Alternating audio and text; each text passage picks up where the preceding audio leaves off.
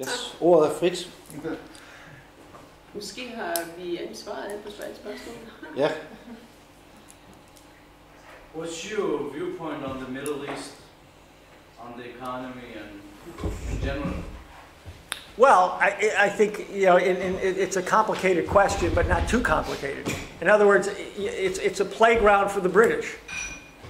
The British, you know, essentially have a scorecard, you know, on every village and every section of places like Jordan, Syria, and then of course the big moment that set this off completely really was the Sykes-Picot Agreement toward the end of World War I, where the French and the British artificially divided these things up into zones. And of course they also went against the Pan-Arabists, even though Lawrence of Arabia was part of the Pan-Arab program and so on and so forth. So they gave up on that, and they split the entire area into what they knew would be conflicting zones, both by religion and by other elements of background. Now, so what the British are doing in the Middle East, in a strange way, is not about the Middle East. It's using the Middle East to create a crisis, to create a war. What they want is almost permanent warfare, the 30 Years' War, the 100 Years' War. This is often the way the oligarchy rules. Now, the difference is, this isn't the 14th century or the 17th century. This is a different era. In the following sense, if you carry out that kind of conflict with the kinds of weapons available, the destruction is beyond belief. It's not even like, I mean, it was bad enough in the 30 Years' War. So what you're seeing in the Middle East is a kind of permanent warfare initiated by the former colonial powers, really. The British, the French, and then a fraction in the United States, particularly in the last 40 years, that's been bought. Compare what's going on now to the Suez Crisis. When Eisenhower told the British and the French and the Israelis to get the hell out. That's a different sense of what a real American view of the situation is. So it's become an extremely dangerous and bad situation, and it clearly is a situation that's going to take a real commitment to economic development, because now the internal conflicts have risen to an extraordinary level. You have the Israeli situation, which sits there anyway, which is used to provoke conflict. Anytime any positive development goes on, you get some incident between the Israelis and so on. You have Netanyahu, who is as crazy as Obama. He's a kind of he could be the loose cannon that starts something. Well, you talked earlier about Syria. It's not about Syria. I think about this. They're trying to surround Iran now, and they're going to complete their mission when they're going to go in Syria. And they need Hezbollah away. Then they have completed the Middle East mission 100%. Yeah. So Syria is not about Syria, it's about Iran. Well, I'll tell you, it's about Russia and China. It's about Russia and China. The Israelis are a pawn in this situation. Even from a British standpoint or an imperial standpoint, even Persia is a pawn in the situation. What about the resources in the Middle East? There are resources. They need them. Yeah, but they'll get them. Their view also is, to a certain extent, you have to understand you're dealing with evil. You're dealing with satanic forces. So, and you know the famous quote from whatever people think of Milton, the famous quote from Paradise Lost, from the devil, from Satan, from Beelzebub: "Better to reign in hell than serve in heaven." That's the outlook. I think the present situation in the Middle East, I'm arguing with you about how the effect of policy from British government. But last maybe 15 years, exact the American policy inside the Middle East. If you look at back at the situation in Iraq, they prepared as a, how we say, really delicious cake given to Iranian hands. And now Iranian hands, by help of completely control the system in there, and there is a blah blah about the human right and atomic bomb with Iran, but they sell the weapon by a Danish ship from South Africa. Is an American weapon in hand of Iranian, goes to hand of Hezbollah and kill innocent people. And then of course this, how to say, horrible number of people who miss the life in Syria is only because they don't want situation to be danger for Israel. And of course a lot of things, so I'm not aware as you explained. But unfortunately, it's the wrong policy of American in the Middle East. But you have to realize, British for example, you have two things. You have Bush and Obama for the last 13 years. And these guys are the worst that we've had. Clinton made some efforts. But these guys are both complete proponents of British policy. Now remember, who was it who came up with the dossier on Hussein, Saddam Hussein? Blair.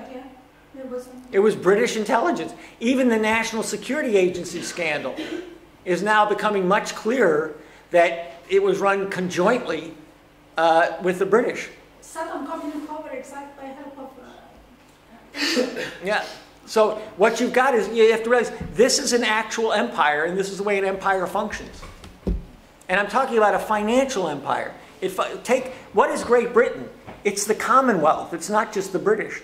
Who are always part of the deployments? The Australians, the Canadians, the British.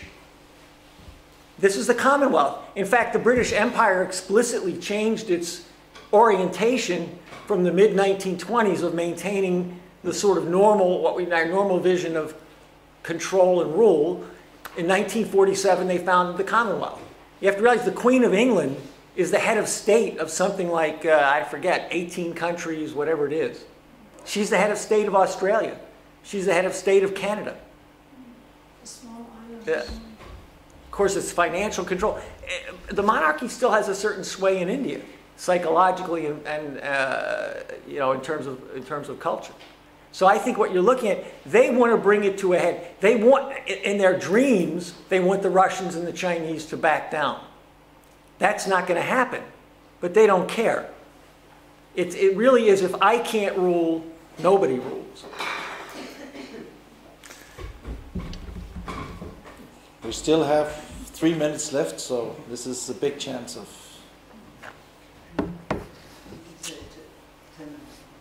Okay. What do you think about the Arctic oil drinking? What? The oil drinking in the Arctic? The oil drinking in the look, the way, look, for one thing, we are in a situation where we know how to control some of these things. But here's the real issue on oil, the real issue on it as an energy source. That's why we're talking about nuclear and fusion. Now, you're not going to give up oil at this point because we don't have the resources to do without oil. But the rigging facilities, the ability to make sure that there are relatively speaking, no limited accidents is all there. But if you were building this from the standpoint of, okay, we're doing this now, but in a relatively short period of time, we're going to be moving to massive nuclear and fusion, we'll use oil for plastics. And I think, look, the biggest point to be made about the planet is, you know, human beings have generally cleaned the planet up. You want to know pollution? In the 19th century, to be polite, you had horse excretions all over the pavements. It's not that you didn't have pollution before. In fact, in general, as the economies improve, you find ways to minimize the pollution. But even more than that, human beings, for example, I'll give you a good example. People talk about what was done with trees. Leni was talking about the importance of trees. One of the things that Roosevelt did during the 1930s with the CCC, the youth camps, and because there had been speculation in farm commodities that helped to destroy the central part of the United States. How did they solve that problem? Roosevelt planted, Roosevelt's policies planted 3 billion trees. Much of the Pennsylvania didn't have any forests. We reforested Pennsylvania. And it was done in such a way, in a minimal, limited way, it affected the climate so that, as Leni was talking about, rainfall patterns changed and the central plains of the United States were recovered. That's now again going under a decline, again based on these one-crop speculative economies. So I think if you have an idea of how to organize a real physical economy to increasing levels of production, but through increasing levels of science and technology, what Lynn calls energy flux density, then you won't need as much oil. Then you could be even more careful about it. But we represent a positive development in the growth of the planet. There's a wonderful quote from Vernadsky that if you listen to the weekly report from the basement team with LaRouche, it opens up with a quote that Jason Ross has from Vernadsky. Vernadsky was a very important Russian scientist who was somewhat known in the West, but somewhat misunderstood. But at any rate, he talks about the fact that the geology of the planet is now directly affected by human development. And it's not the mass of people, it's the scientific knowledge that has created a situation where more and more of the planet is affected by human existence. But that's part of a natural process. The biosphere itself is going through changes. That's how animals evolve. Human beings evolve by creating our own future. We self-evolve. We don't need to evolve biologically anymore. But we have the potential to be a species that doesn't go out of existence. Every animal species goes out of existence. Sooner or later, they meet conditions that they can't live through. They can't change their environment. They can't, precisely because we can change our environment, we have the potential to exist as long as the universe exists. Jeg vil også foreslå, at du går ind og slår op på enten det danske Schiller Institut webside, eller vores paradigmeskift side, som du kan få adressen på, jeg har det i hovedet. Og så kan du lave en search under Arctic Development, fordi så skal du få en overordnet idé om, hvad vi faktisk skal gøre med det arktiske område, med hensyn til udvikling, transport, bygning af videnskabsbyer osv. Så det er ikke, i stedet for, det her det er dårligt, og det her, måske skulle vi gøre det, men en overordnet udviklingsidé om, hvad vi faktisk kan gøre ved verden. Og det gælder for Afrika, det gælder for arktiske område, Centralasien osv. Og vi har det hele op. Du kan bare gå ind og tjekke det ud. Jeg vil sige inden, at også alle, der er til stede, at det er som sagt dramatiske tider, men det er også tider, hvor enkelte individer, der beslutter sig for det, kan have en afgørende påvirkning på og afgørende effekt på, hvordan historien udvikler sig. Altså som sagt også, nu det her i England, det britiske parlament har sagt, vi vil først have noget dokumentation. I Danmark er det faktisk også sådan, at der er ved at komme lidt fornuft tilbage i befolkningen, i form af, at det der var med Libyen, hvor alle ligesom står i kø og siger, selvfølgelig skal vi ud og krige, og de danske F-16 fly, og nu skal vi ud og bombe. Nu er der faktisk 2/3 af den danske befolkning, som siger, at det er en rigtig, rigtig dårlig idé at gå i krig, og man skal i hvert fald ikke gøre det uden FN-mandat. Og så har vi så nogle politikere, som for hvem det lige nu udelukkende drejer sig om at blive accepteret af deres internationale peers, at Helle Thorning-Schmidt, altså hun kommer aldrig, altså hun har jo ikke nogen bekymring for, hvordan skal hendes karriere være i Danmark, fordi hun vil forlade Danmark.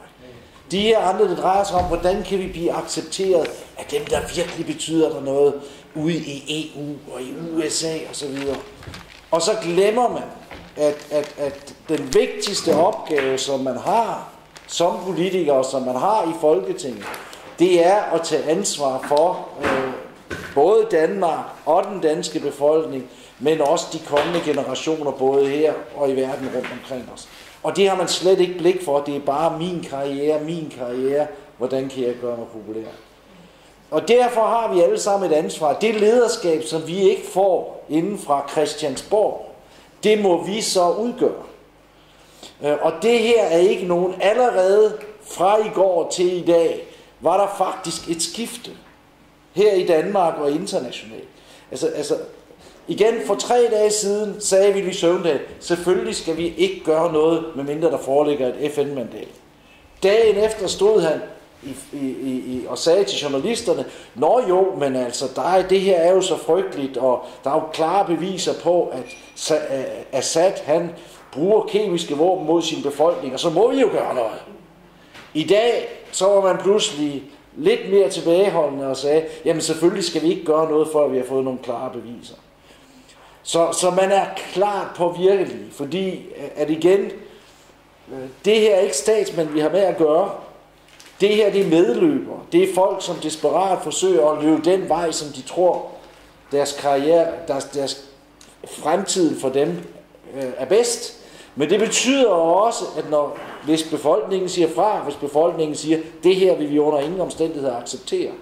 Hvis folk ringer ind til politikerne, henvender sig rundt omkring og begynder at gøre noget med det her, så er man i allerhøjeste grad påvirkelig. Fordi de ved, for hver opkald, som de får, så er der 1000, der tænkte på at gøre det, men aldrig fik taget sig sammen.